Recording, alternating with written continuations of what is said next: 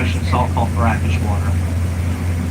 Now up here in front of us, about 12 o'clock to the front of the boat, out there in the distance, keep watching, you'll see some dorsal fins come up, and that will be your bottlenose dolphins.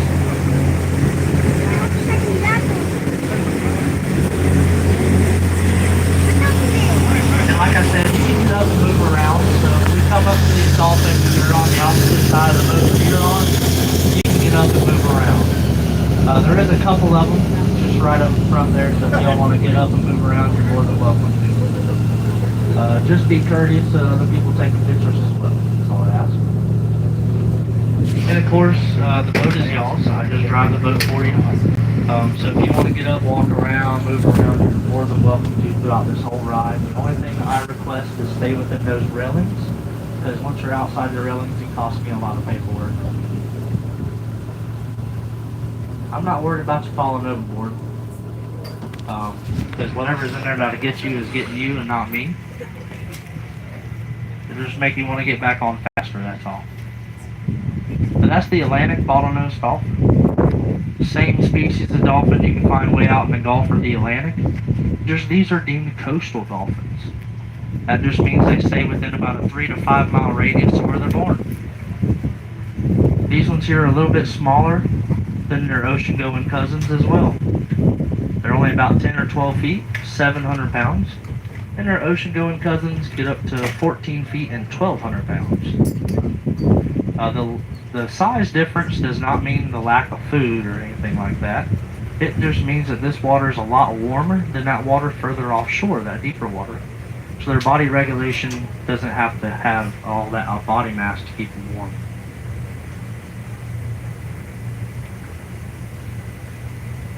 Yeah, but don't be surprised if he's right beside the boat or under the boat. They like following the boats.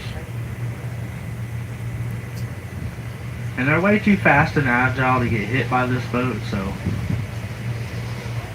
don't fret.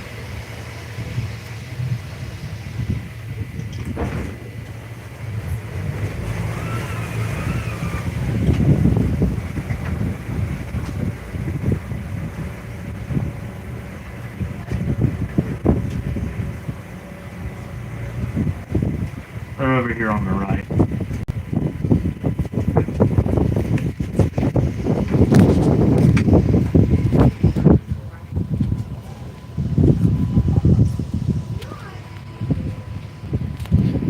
And I'm sure y'all will learn the dolphin shuffle shortly. As it goes around the boat, you'll move around the boat. And the best way to get a good photo of that dolphin is to video it. And then you can screenshot your pictures out of the video, or just crop your picture or videos down to a certain picture.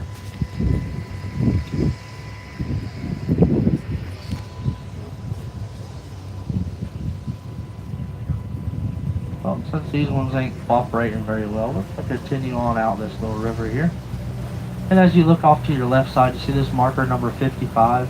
That's the beginning of the Indian Key Channel, and that's what we'll be following all the way out towards the edge of the Gulf. Now that does not mean that it's 55 feet deep. That just means that is marker number 55.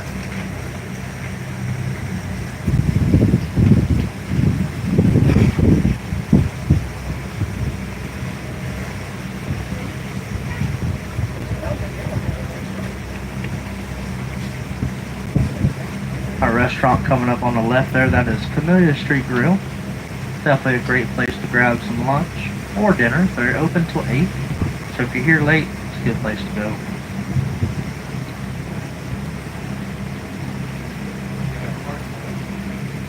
And that is Everglades City. What you're looking at there, that is only 2.5 miles long, just under a mile wide. Definitely a small town, so don't blink or you'll miss it. But one thing we are known for, we are the stone crab capital of the world. More stone crabs are caught and processed here than anywhere else. And this processor here, this bluish gray building, that is Ernest Hamilton Stone Crab, largest processor in the state of Florida. And it's a very sustainable harvest.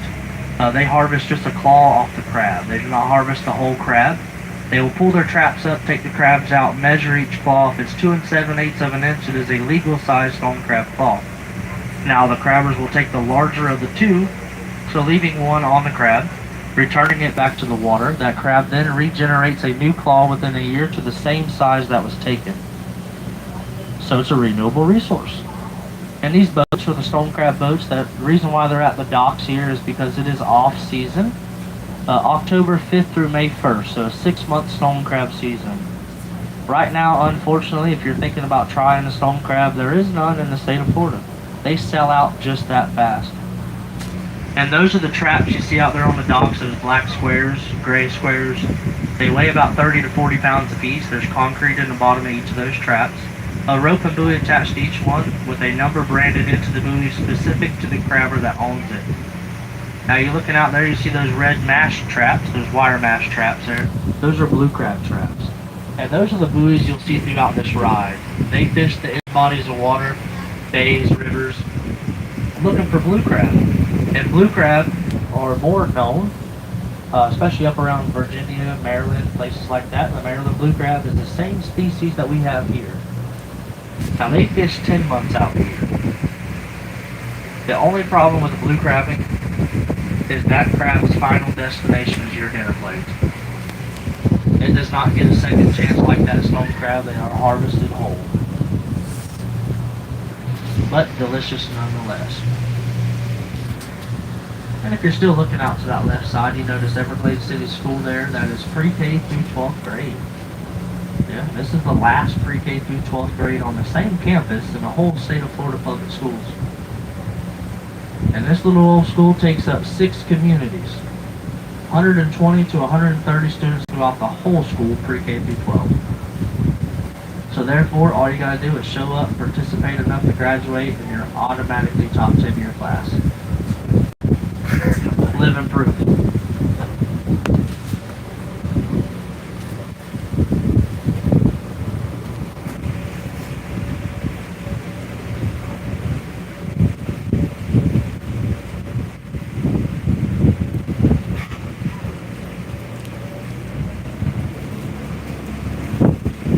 Careful of those hats. We haven't even started the trip yet.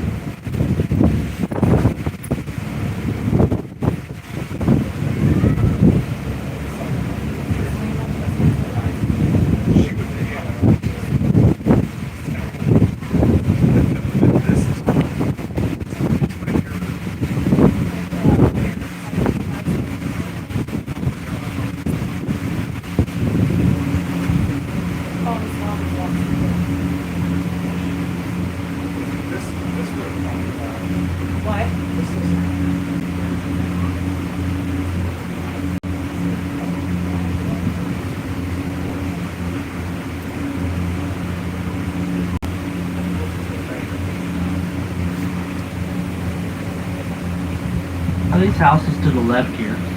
Look, see that little brown bird? 9 o'clock to the boat, right there on the grass. That is a white ibis. Yes, I know he's brown. He starts off that color, about 4 years old, they turn solid white.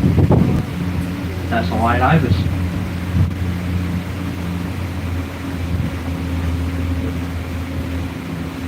But these houses, these are Airbnb rentals. This is called Club Everglades.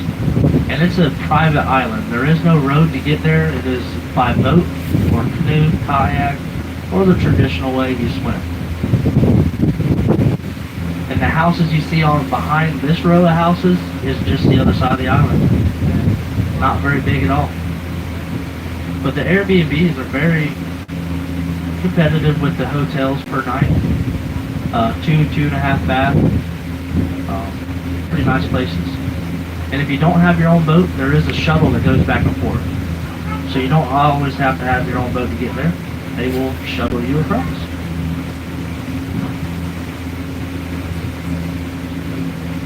And this big brown building straight ahead of us there, that is the Rod and Gun Club. That is what started Everglades City. Originally built by the Allen family in 1864. Now the Allens built it to house the farm workers and themselves. This used to be a grapefruit farm before it was a town. Now the Allens had it all the way up until about 1890, and then two of the farm workers that helped them on the farm actually purchased it from them for $800, the whole island of Everglades. Now the Storters, which were the two brothers that bought the place, had a little different idea for them.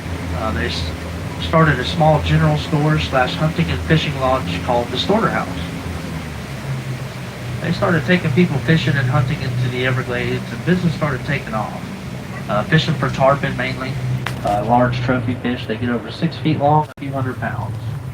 So we put a small white bird off to the left here, right on the dock. 10 o'clock there. That is a snowy egret.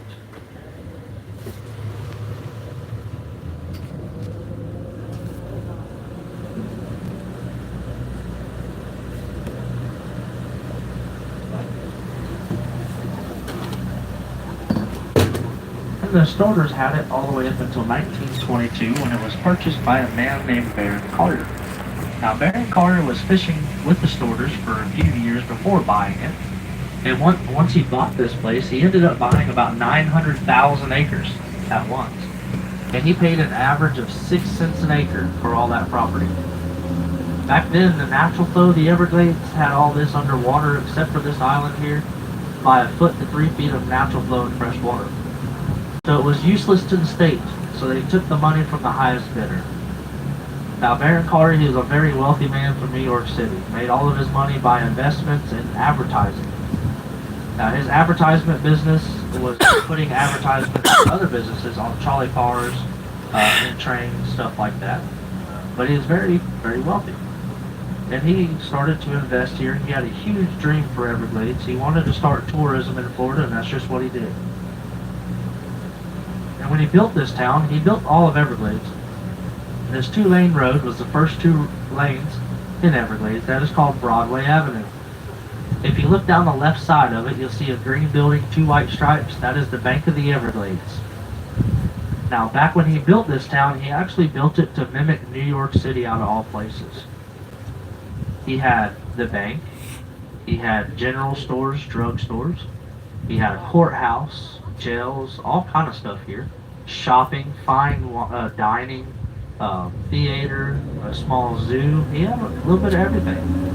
And he wanted to mimic those bigger cities to get people to come.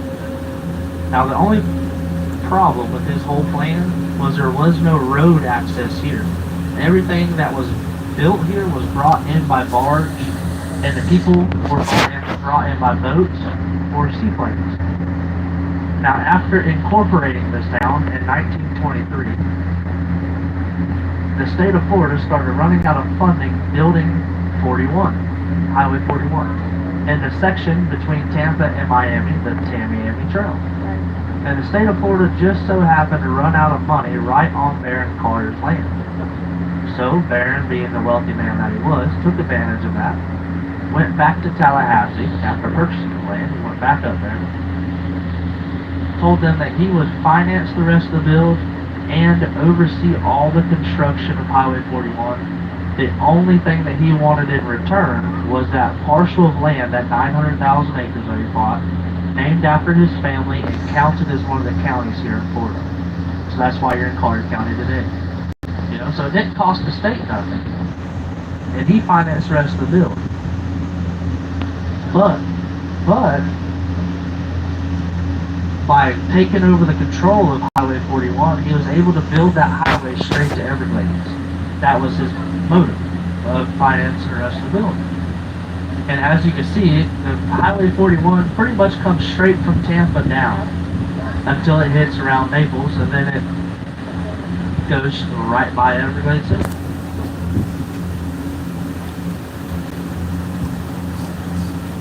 And once that road brought people here, people started moving here, started businesses here, taking advantage of that. And eventually, it had almost 3,000 people living here.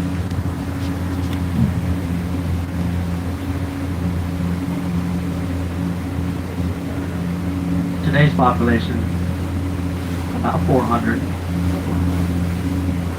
But back then, a lot more going on than there is now. There's a lot of produce industries, cattle industries, had a huge logging industry for cypress trees here. Tourism, commercial fishing, a little bit of everything. And all the workers lived right here in town. So that's what made the population so large. And this was the capital of Collier County. So everybody wanted to be here because, well, this is where all the nightlife was. This is where everything took place. 1950, it changed the town forever. Most of the land that the farmers had, the produce, the cattlemen, the logging industries had, all were being bought back by the state. And the state was purchasing that land to preserve it. Most of the land bought back from the farmers and the logging industries are now the Big Cypress National Preserve, the Fakahatchee Strand State Preserve, and even portions of the Everglades National Park. Now when the work was leaving the area, so did the workers. So that's why the population kept getting smaller and smaller.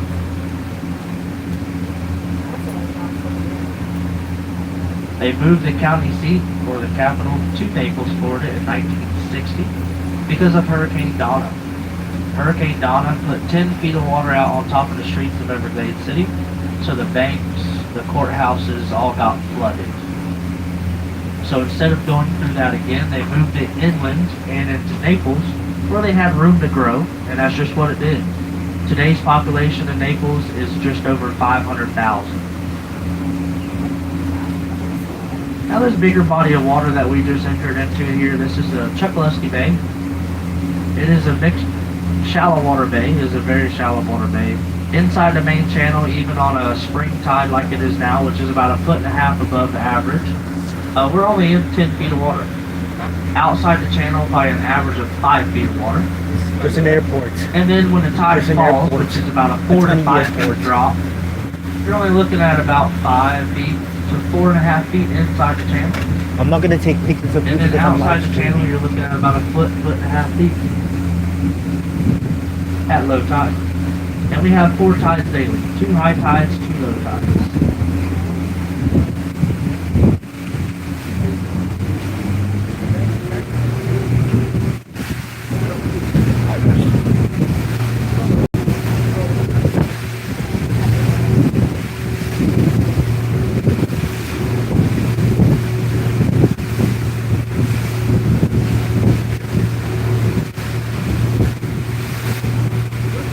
Now, careful as we cross this bay here. It's going to be a little bit choppy. Could be rolling back and forth. So if you're standing up, make sure to have a hold of something.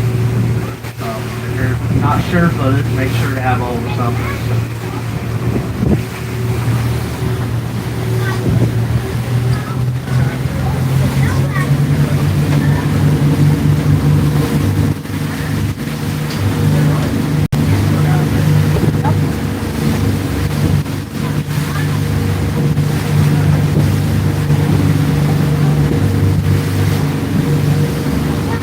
Gone.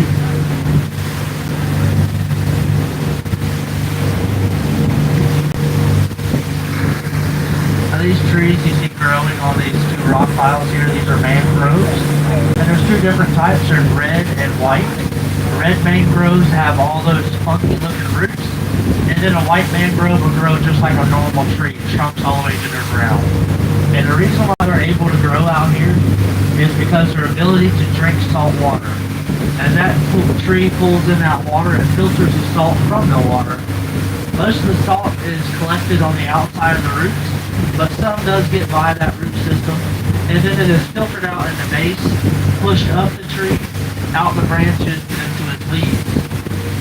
Those leaves will then excrete the salt out the backside of each leaf, or the stem of each leaf, using the dew or rain in the morning to rinse that salt away and then start the process all over.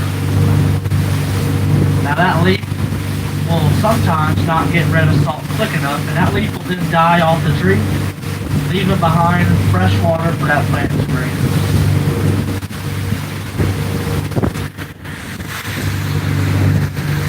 Now 1 acre of mangroves, which is all these trees you see around this pretty much. Just 1 acre of those trees will drop 3 tons of leaf a year.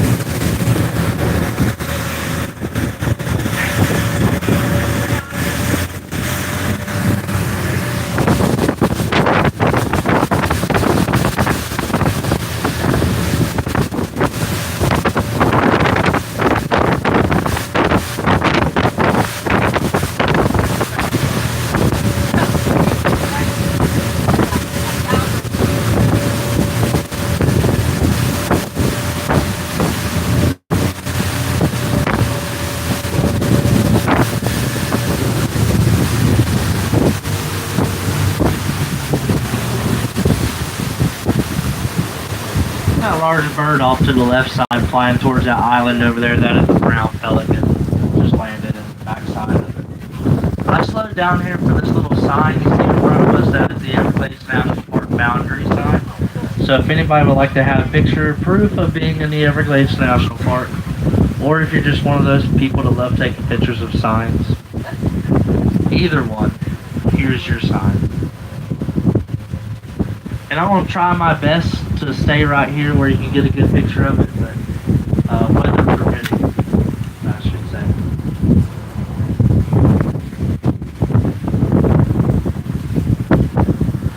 I know it's not the traditional Everglades National Park sign or any kind of national park sign, but this is about as good as I can get you. This is all that Hurricane Irma has left us. Yeah. And this is the Everglades National Park boundary, as you can see there. Once we pass that sign, we are in the national park. We have not been in the national park just yet, but we are fixing to be in the national park. And while you're up looking around, there's 3 or 4 dolphins right here to the left of us. Yeah. Yeah. They're surfing. Look at that.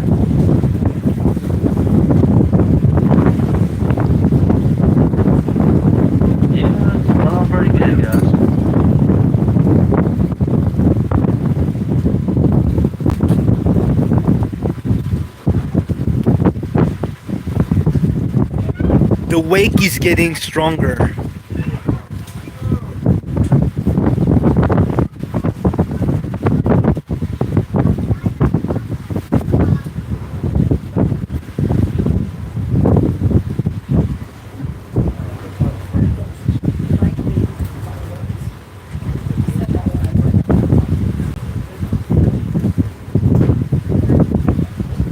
Right here beside us.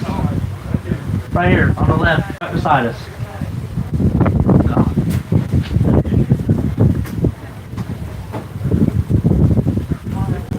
Anybody want to touch it? Yeah, careful standing up, guys. It's gonna be rocking and rolling. Like better than SeaWorld, ain't it? Gatorland. You're right, because SeaWorld don't have me. I make the experience. It's profitable.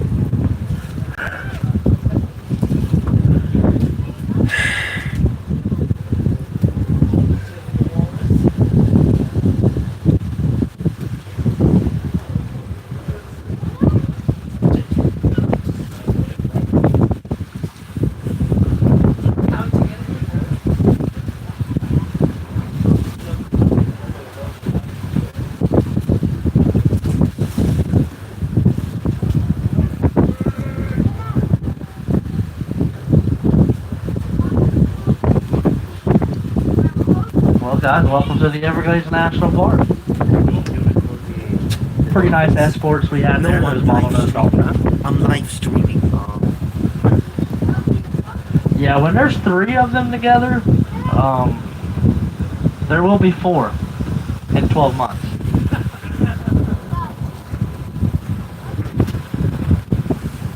It's pretty easy to, you know, there's kids on board, okay?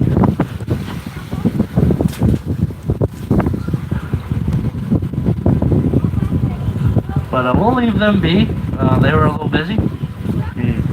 Go try to find something a little bit more cooperative. Those are the dolphins.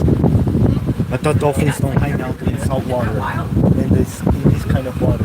But I am going to be speeding up. It'll be calm water once we get inside this little channel here, so don't worry about rocking and rolling. We're going to speed up.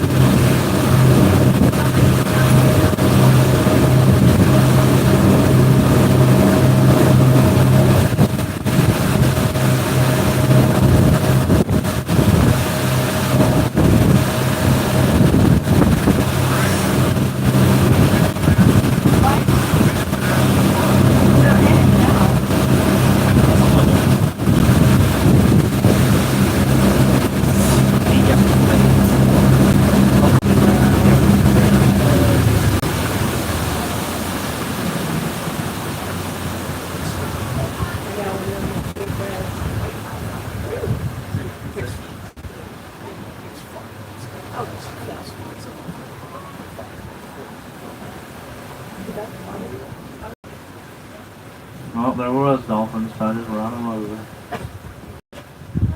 It is lunchtime. I'm kidding. I'm kidding. Yeah. That's why I do this for a day job. Comedy is not cut it.